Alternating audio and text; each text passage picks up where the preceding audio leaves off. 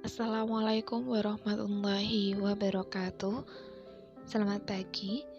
Pada pertemuan semester 2 yang pertama ini kita akan membahas materi tentang Khulafaur Rasyidin yang pertama, yaitu Khalifah Abu Bakar As-Siddiq.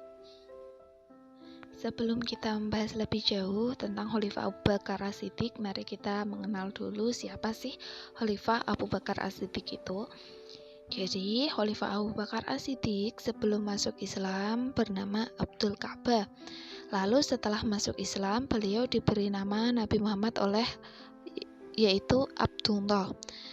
Beliau lahir di Mekah pada tanggal 27 Oktober tahun 573 Masehi dari seorang ayah yang bernama Utsman Abu Quhafah dan ibunya bernama Salma binti Sakhor.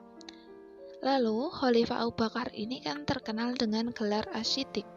Kenapa? Karena beliau itu yang membenarkan dan mempercayai peristiwa Isra Mi'raj yang diceritakan oleh Nabi Muhammad kepada para pengikutnya pertama kali.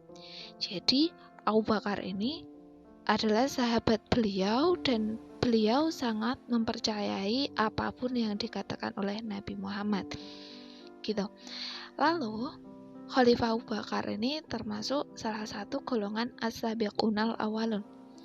As-Sabiqunal Awalun adalah salah satu pemeluk Islam generasi awal. Kemudian kita akan bahas tentang bagaimana sih proses pengangkatan Khalifah Abu Bakar As-Siddiq. Pada mulanya, waktu itu kaum Ansor atau rakyat asli Madinah berkumpul di tempat namanya Saqifah Bani Sa'idah, yaitu sebuah tempat pertemuan atau balai pertemuan. Di situ mereka membahas tentang siapa sih pengganti Rasulullah Muhammad SAW. Nah, lalu kabar tersebut akhirnya terdengar oleh Khalifah Abu Bakar dan kaum muhajirin lainnya atau orang-orang yang dari Makkah. Nah, kemudian mereka menyusul bersama ke Saqifah Bani Sa'idah. Kemudian saat itu Abu Bakar mengusulkan agar rakyat Ansor maupun muhajirin memilih antara Khalifah Umar bin Khattab maupun Abu Ubaidah. Namun, Umar bin Khattab kemudian mengatakan bahwa tidak ada yang pantas menggantikan Rasulullah selain Abu Bakar. Sehingga akhirnya Abu Bakar dibaiat setelah melalui proses musyawarah antara kaum muhajirin dan Ansor. Selanjutnya, bagaimana sih strategi kepemimpinan yang dilakukan oleh Khalifah Abu Bakar As-Siddiq yang telah menjabat kurang lebih selama 2 tahun? Nah, ada beberapa strategi yang dilakukan Khalifah Abu Bakar As-Siddiq. Adapun yang pertama yaitu dinamakan peristiwa Riddah. Kenapa dinamakan peristiwa Riddah? Karena muncul orang-orang murtad dan nabi palsu sepeninggal Rasulullah. Ya, orang-orang murtad ini orang-orang yang keluar dari Islam, ya. Sehingga pada masa kepemimpinan Khalifah Abu Bakar ini terjadi peristiwa namanya Perang Riddah, yaitu perang melawan kemurtadan. Yang waktu itu Abu Bakar menunjuk sahabat Khalid bin Walid untuk menjadi panglima perang.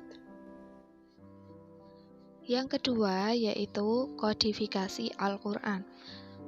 Nah, kodifikasi Al-Quran yang terjadi pada masa Khalifah Abu Bakar As-Siddiq itu terjadi atas saran Khalifah Umar bin Khattab yang waktu itu menjadi penasehat utama Khalifah. Kenapa Khalifah Umar bin Khattab akhirnya memberikan saran seperti itu? Karena beliau melihat banyak sahabat penghafal Al-Quran yang gugur saat perang. Jadi beliau khawatir seandainya nanti umat manusia tidak bisa membaca Al-Quran. Lalu program atau strategi yang ketiga yaitu perluasan wilayah.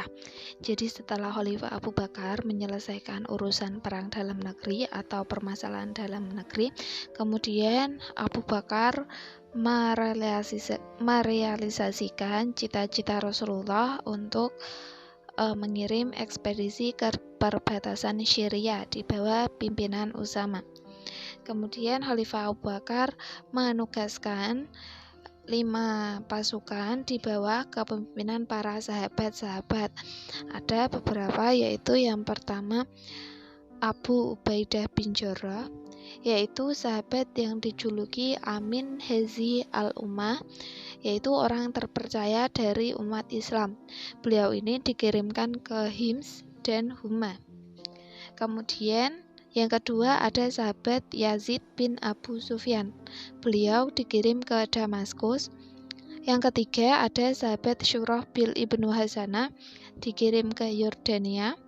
Dan yang keempat ada sahabat Amr bin Ash yang dikirim ke Palestina.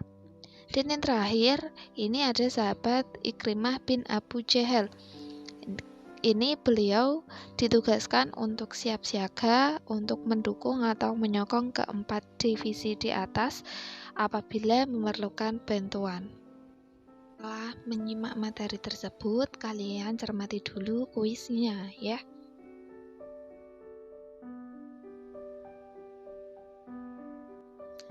Silakan dikerjakan di kolom komentar pribadi masing-masing di Google Classroom SKI.